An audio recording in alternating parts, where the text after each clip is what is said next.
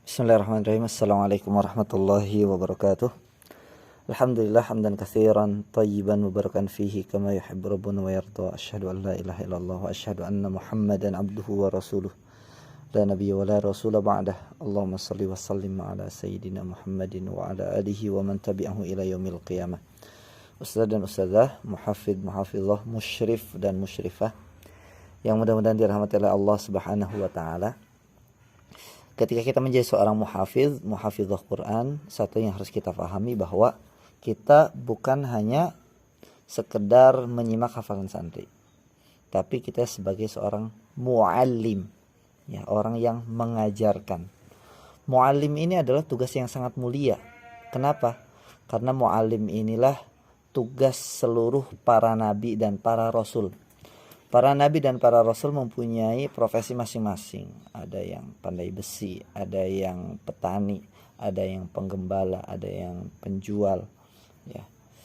Tapi satu yang sama dari profesi mereka semuanya, dari skill mereka semuanya, ya. Jadi muallim itu adalah skill, yaitu adalah menjadi seorang muallim, menjadi seorang muallim.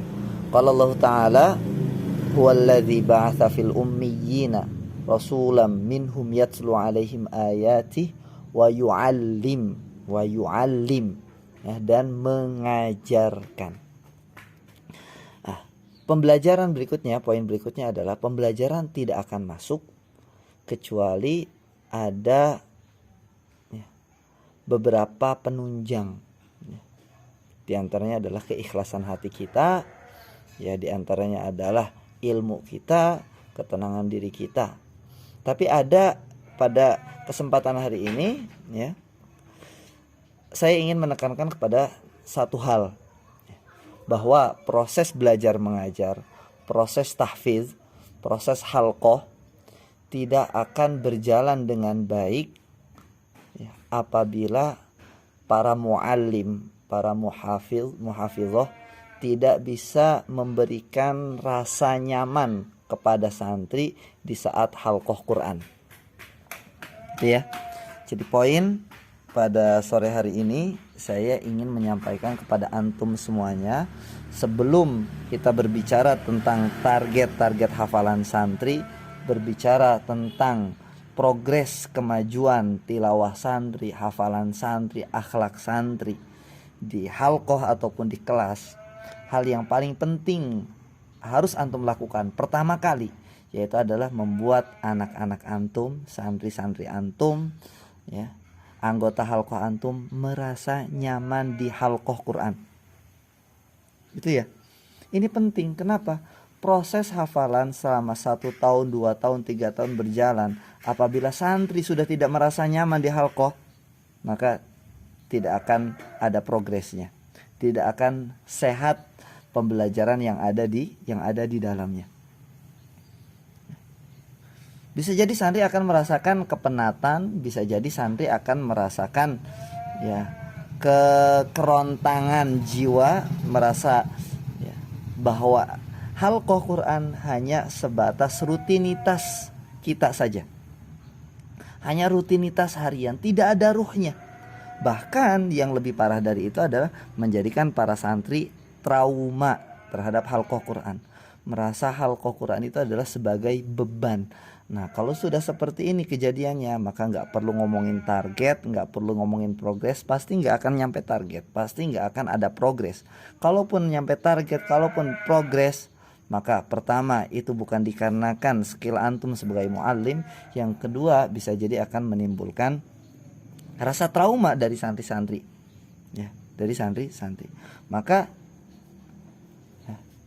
tugas antum pertama ketika masuk menjadi musyrif anak-anak di halqah, ya, bukan mengajari mereka cara baca sin yang benar seperti apa, sod yang benar seperti apa, ya, mengasih tahu target-target atau memberikan tips-tips dalam menghafal. Enggak, bukan itu dulu. Tapi yang pertama yaitu adalah menjadikan mereka nyaman di halqah, ya.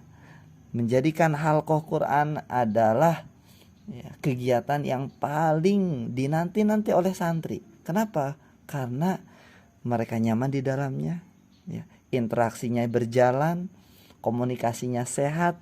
Nah, inilah yang akan menjadi kekuatan yang ada di dalam halaqah.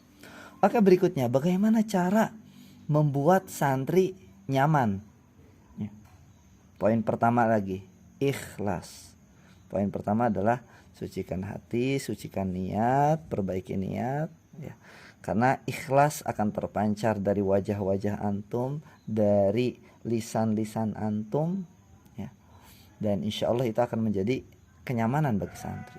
Yang kedua, yakinkan santri bahwa antum menginginkan yang terbaik untuk mereka. Yakinkan kepada mereka bahwa saya di sini sebagai seorang musyrifah bukan hanya sekedar menjalankan tugas pondok, bukan hanya sebatas profesi saya, ya, tapi yakinkan kepada santri bahwa saya menginginkan yang terbaik buat antum, dan itu harus terucap, ya, harus terucap.